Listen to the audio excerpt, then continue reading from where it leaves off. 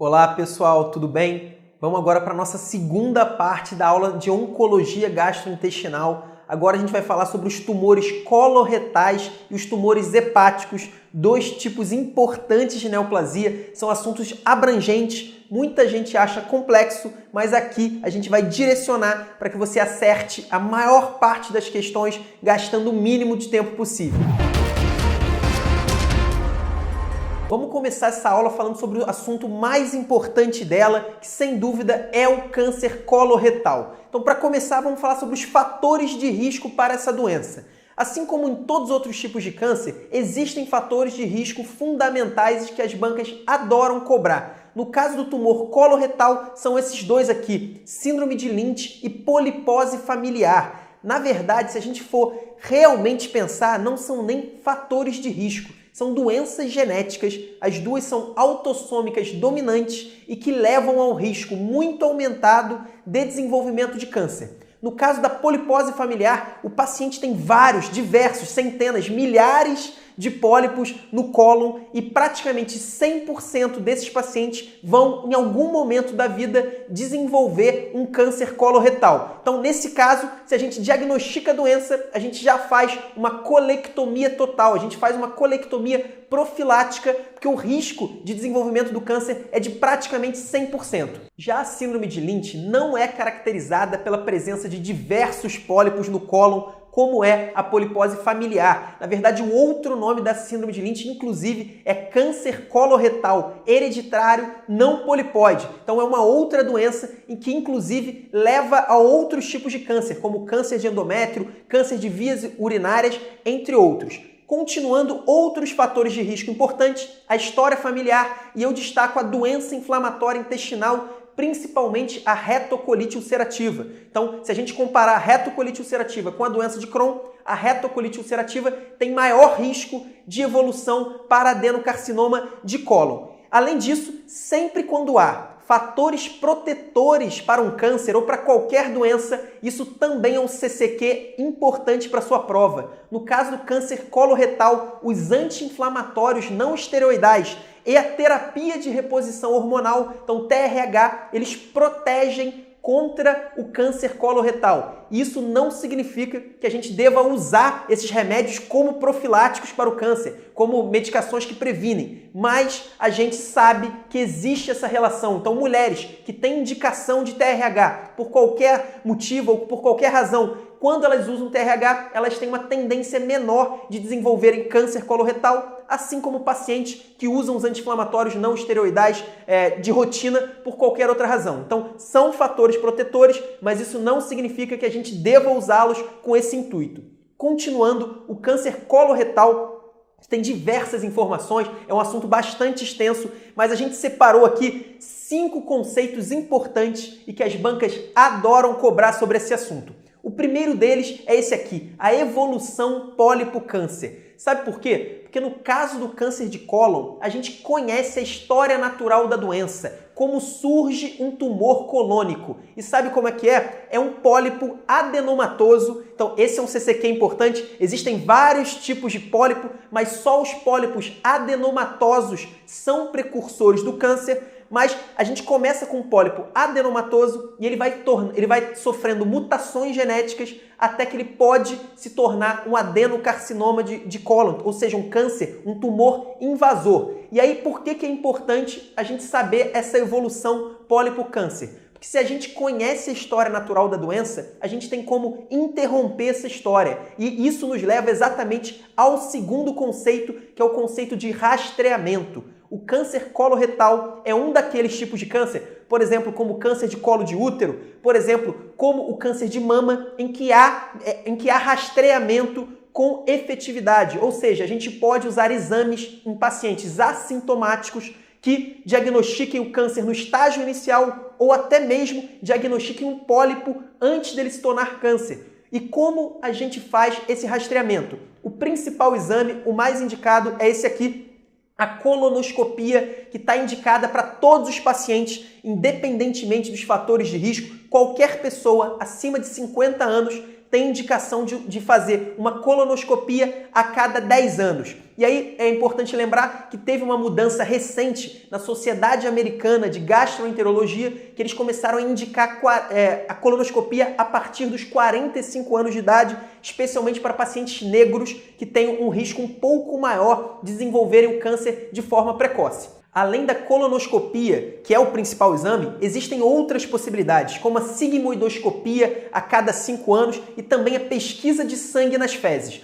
E aí, um ponto importante, vocês estão vendo ali que tem asteriscos no momento em que eu falei da sigmoidoscopia. Sabe por quê? Obviamente, a sigmoidoscopia é um exame que só verifica o reto e o sigmoide. E o reto e o sigmoide eram as localizações mais comuns do câncer de cólon disparado. Então, a gente sempre teve como localização mais comum ou o reto ou o sigmoide. Mas isso já vem mudando há muitos anos e atualmente o câncer de lado direito, ou seja, o câncer que atinge o seco e o cólon ascendente, já tem uma incidência praticamente igual. Inclusive, algumas referências já citam que o câncer de lado direito tem uma incidência maior do que o câncer de lado esquerdo. E aí, nesse caso, eu estou falando do Cécio, do livro de Clínica Médica. Então, não existe uma certeza em qual localização é mais comum, se é do lado esquerdo ou do lado direito ainda, mas o que a gente já sabe é que está havendo, já há alguns anos, e continua havendo, uma mudança do lado esquerdo para o lado direito.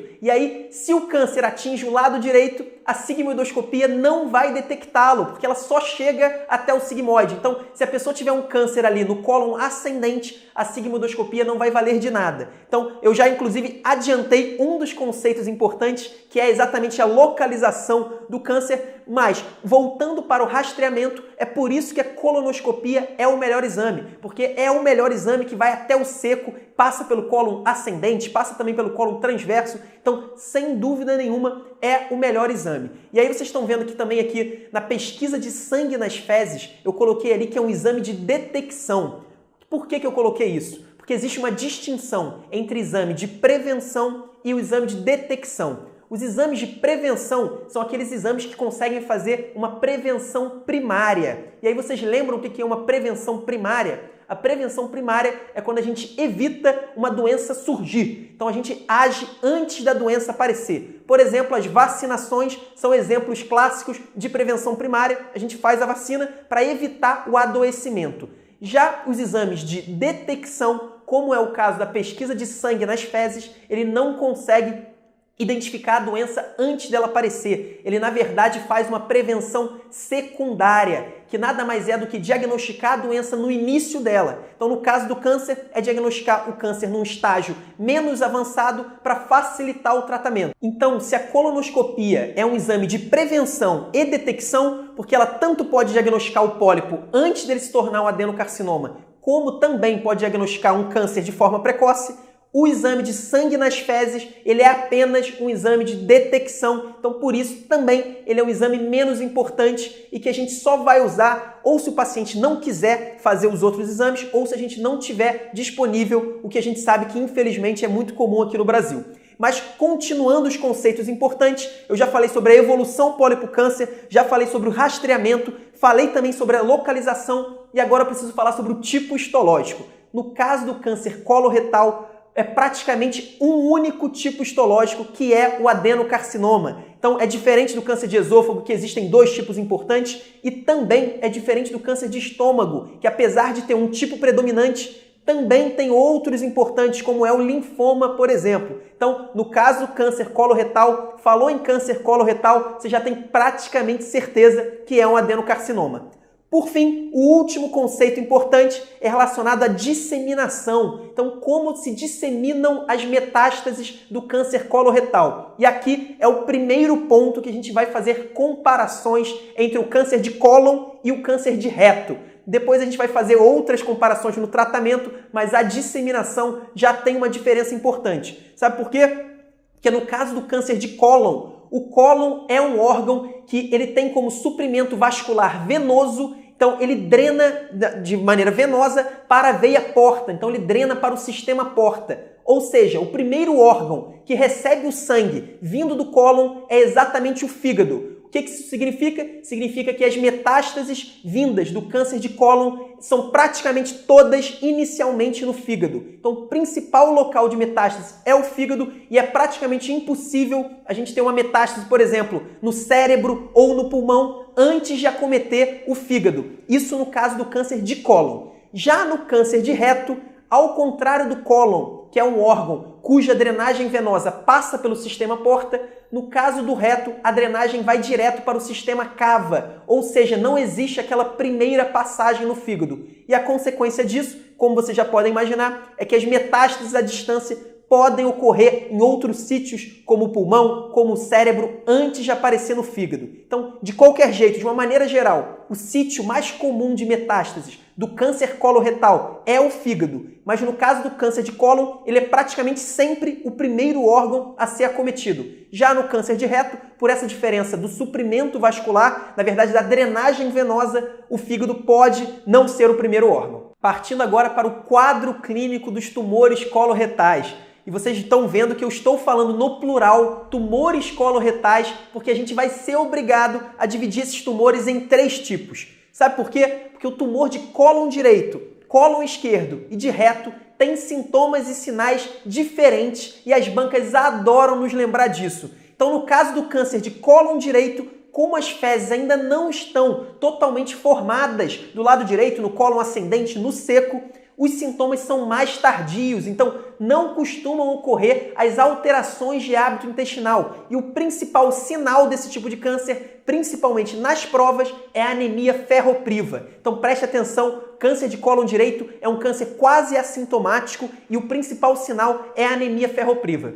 Já no cólon esquerdo, nos tumores de cólon esquerdo, o principal sintoma é a alteração dos hábitos intestinais. Então o paciente pode variar de constipação até diarreia, é um sinal de alarme para o tumor de cólon esquerdo, especialmente se na questão tiver a informação que o calibre das fezes diminuiu. Isso é um sinal de alarme para o câncer de cólon esquerdo. Por fim, no caso do reto, predomina o tenesmo, que é a dor à evacuação, e a hematoquesia, que é o sangue misturado nas fezes. Então, o câncer de reto é o mais fácil de ser diagnosticado, que inclusive pode ser diagnosticado com toque retal e os sintomas costumam aparecer mais cedo. Tudo bem, agora você já sabe as diferenças do quadro clínico desses 3 tipos de tumor, mas como a gente fecha o diagnóstico, então, assim como no caso do câncer de esôfago e do câncer de estômago, a gente vai fechar o diagnóstico com uma endoscopia. No caso do tumor coloretal, é com uma endoscopia baixa, que a gente chama de colonoscopia. A gente vai fazer a biópsia, vai mandar para o histopatológico e o patologista vai dizer,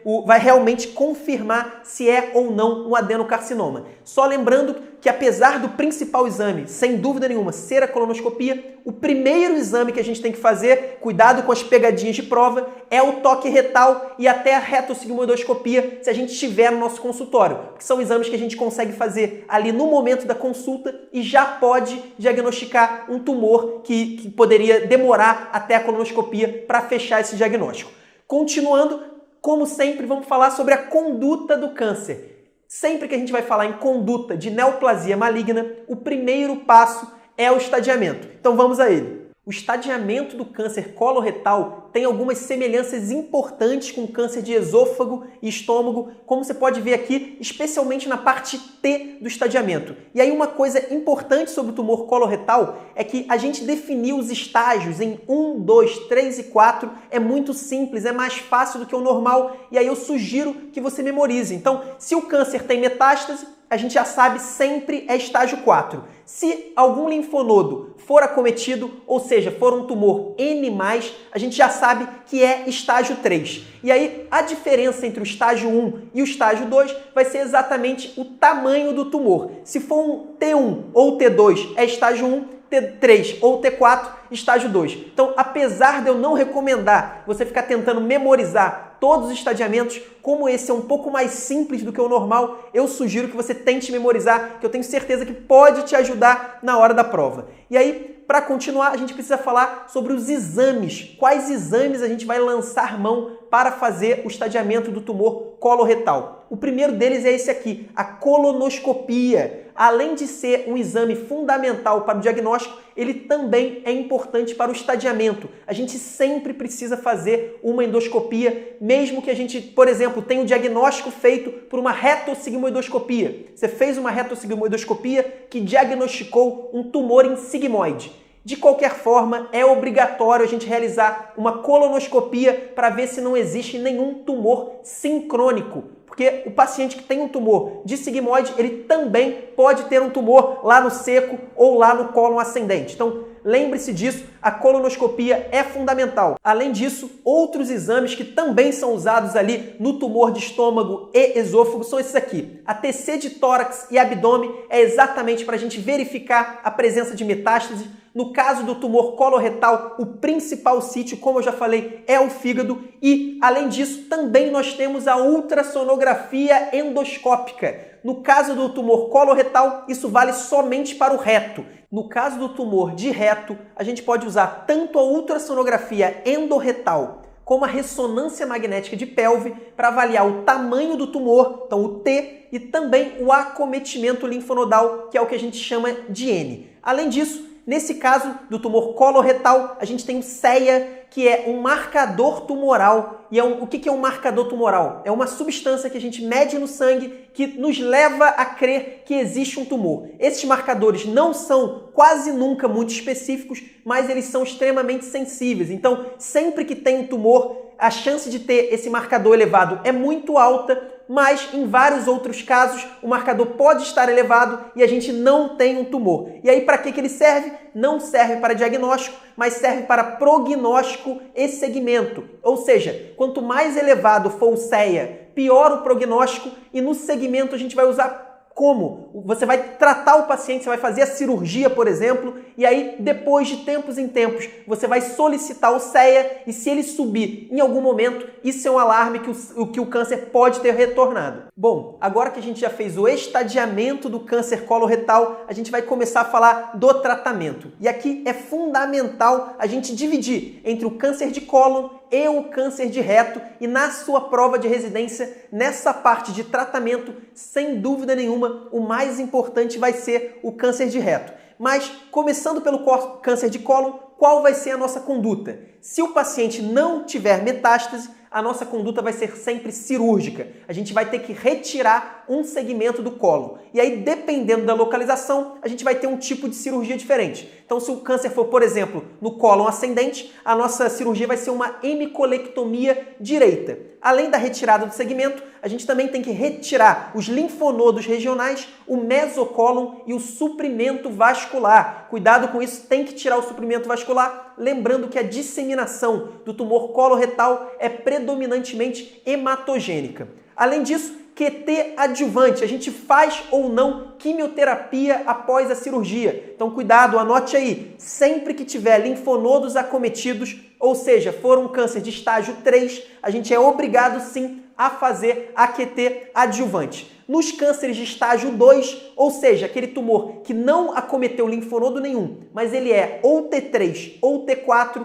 aí essa indicação de quimioterapia adjuvante é mais controversa, isso dificilmente vai cair na sua prova. Agora vamos passar para a conduta no tumor de reto. Existe, na verdade, é bem complexa essa conduta, eu não recomendo que você decore exatamente tudo, e eu vou falar aqui o que eu memorizaria se eu fosse você. A primeira coisa que você vai se perguntar ao ver uma questão sobre câncer de reto, sobre conduta, é isso aqui. É um tumor de reto baixo ou não? O que significa um tumor de reto baixo? Significa um tumor até 5 centímetros da margem anal. Então, no máximo, 5 centímetros de distância da margem anal. Se ele não for um tumor de reto baixo, significa que ele está a mais de 5 centímetros. Então, ele pode ser tanto um tumor de reto médio quanto um tumor de reto alto. Por que isso é importante? Preste atenção aqui. Se for um tumor de reto alto ou médio, o nosso tratamento cirúrgico vai ser através da famosa RAB,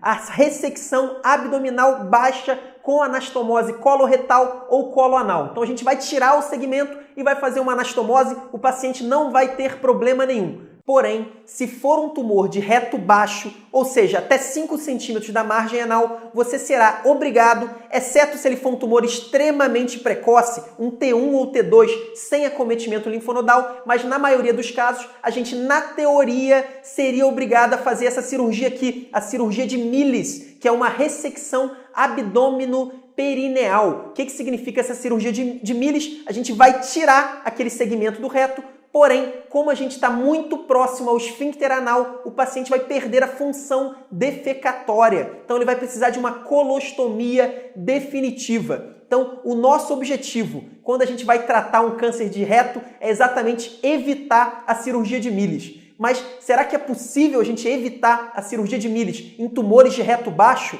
É sim, em muitos casos, e as bancas de residência médica adoram lembrar. O que a gente vai fazer? A gente vai fazer uma quimioterapia e radioterapia neoadjuvante. Então, a gente vai fazer uma radioterapia e quimioterapia antes da cirurgia para tentar evitar a cirurgia de Millis. Então, o nosso objetivo vai ser reduzir o tamanho do tumor para que seja possível a gente realizar a RAB, a ressecção abdominal baixa, evitando a colostomia definitiva. Então, esse é o nosso objetivo e é isso que as bancas vão te cobrar em 90% das questões sobre tratamento de tumor de reto. É claro que existem várias outras indicações, como a quimioterapia e radioterapia adjuvante, mas eu recomendo que você memorize isso. Tumores de reto baixo, a gente tenta fazer a QT e RT neoadjuvante para evitar a cirurgia de Millis. Não se esqueçam disso. Por fim, no caso da doença metastática, e isso vale tanto para o tumor de cólon como para o tumor de reto,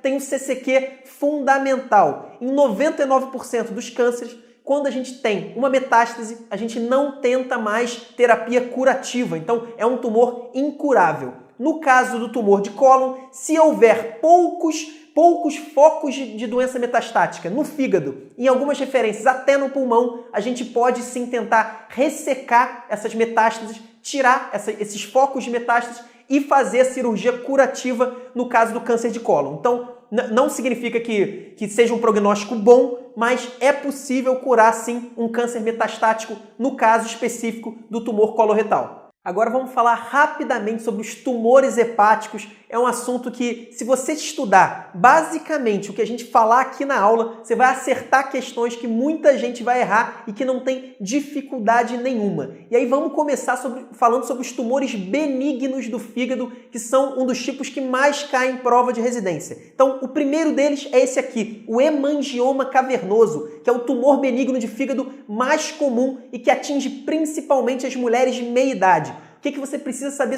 sobre ele? Ele é um tumor que não maligniza, não causa sintomas em 99% dos casos e a nossa conduta quase sempre vai ser conservadora, simplesmente não fazer nada. E aí, sobre os tumores hepáticos, uma descrição ou até uma imagem que pode aparecer na sua prova é a da tomografia trifásica. O que significa uma tomografia trifásica? Significa uma tomografia tirada sem contraste na fase arterial e na fase venosa, que no caso do fígado é a fase portal. Então a gente precisa saber a descrição e o mínimo, o básico sobre a imagem. Vamos colocar aqui na tela a imagem do hemangioma cavernoso da tomografia na fase arterial. Como vocês podem ver aqui na imagem, o tumor é aquela lesão mais escura e bem discretamente a gente pode ver um realce do contraste na periferia do tumor. A gente sabe que o contraste, tanto na tomografia como em radiografia, ele aparece mais branco, mais claro. E isso que ocorre no hemangioma cavernoso na fase arterial. O tumor fica escuro e há um realce periférico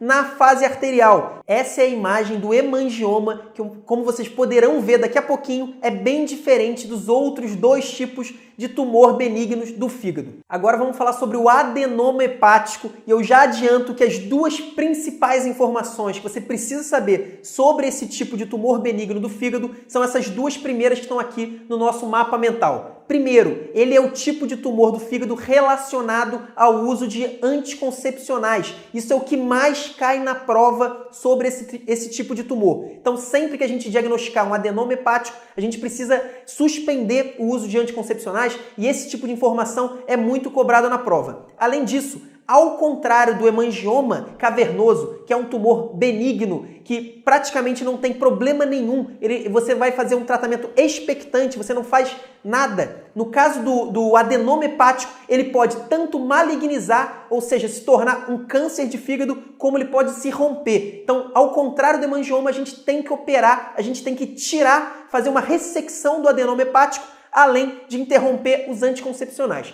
Agora vamos ver as características da imagem. Lembra que eu falei que a tomografia trifásica é fundamental no diagnóstico dos tumores benignos do fígado? Então vamos colocar na imagem agora, na tela, o adenoma hepático. Vocês podem ver que, se no caso do hemangioma cavernoso era uma imagem escura, só com realce periférico do contraste, já no adenoma hepático é uma imagem clara com alguns pontos escuros no meio, ou seja, na fase arterial o tumor é totalmente irrigado por sangue e pelo contraste e ele se torna claro. Aqueles pontos escuros no meio são basicamente focos hemorrágicos. Então essa é a imagem do adenoma, não dá para confundir com o hemangioma. Por fim, vamos falar sobre o terceiro tipo de tumor hepático benigno, que é a hiperplasia nodular focal. Antes de mais nada, apesar da gente estar falando dele em terceiro lugar, ele é o segundo mais comum. Ele só perde para o hemangioma cavernoso. E além disso, ele tem características clínicas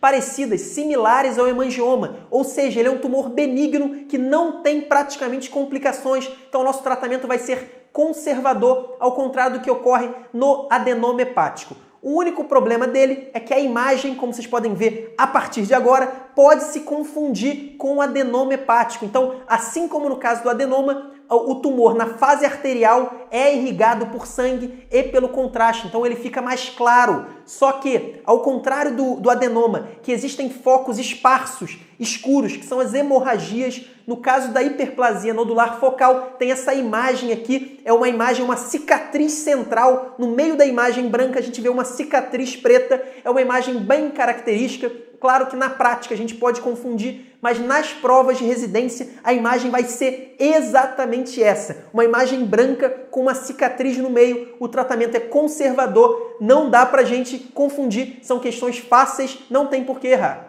Para finalizar a aula, a gente vai falar sobre o hepatocarcinoma, que é o tumor maligno primário mais comum do fígado. E eu fiz questão de enfatizar a palavra primário, porque na verdade a neoplasia maligna mais comum no fígado são as metástases. A gente sabe que diversos tipos de câncer em diferentes órgãos podem gerar metástases hepáticas e normalmente é o tipo mais comum. Mas falando em tumor primário, originado realmente no órgão, o mais comum dos malignos é o hepatocarcinoma. E aí não é um tema tão cobrado assim pelas provas, mas eu vou destacar algumas coisas. A primeira coisa é o padrão na TC trifásica. A mesma tomografia que a gente falou em repouso, na fase arterial e na fase venosa, ela tem um padrão que quase nunca vai aparecer imagem, porque é uma imagem um pouco mais complexa e que vai demandar duas imagens, na verdade, em duas fases, mas a descrição é muito comum nas provas de residência, que é a descrição em washout. O que significa isso? O tumor, o hepatocarcinoma, ele capta rapidamente contraste na fase arterial. Então, na fase arterial ele fica muito branco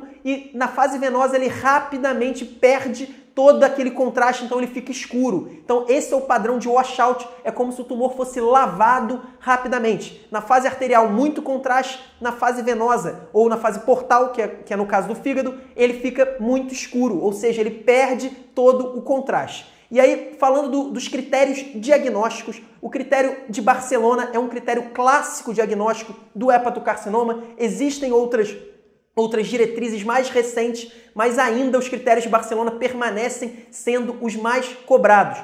Como que a gente fecha um diagnóstico de acordo com os critérios de Barcelona? Tumores a partir de 2 centímetros em 2 exames diferentes. Então imagina que você encontrou tumor acima de 2 centímetros no fígado, tanto na tomografia trifásica como numa ressonância magnética com características do hepatocarcinoma. Nesse caso, você já fecha o diagnóstico. A outra opção é você ter encontrado esse mesmo tumor acima de 2 centímetros em um desses exames, associado ao nível de alfa-fetoproteína acima de 400. Grave isso, a alfa-fetoproteína é o principal marcador tumoral do hepatocarcinoma e ao contrário do que a gente falou do CEA no câncer coloretal, a alfa-fetoproteína é usada também nos critérios diagnósticos desse tipo de câncer.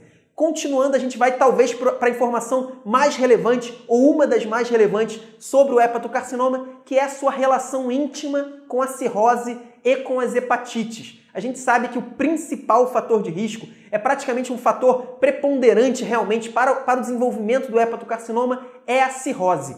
Porém, no caso da hepatite B, um paciente com hepatite B crônica pode desenvolver o hepatocarcinoma mesmo na ausência de cirrose. E isso não ocorre na hepatite C. Então, muito cuidado, grave isso.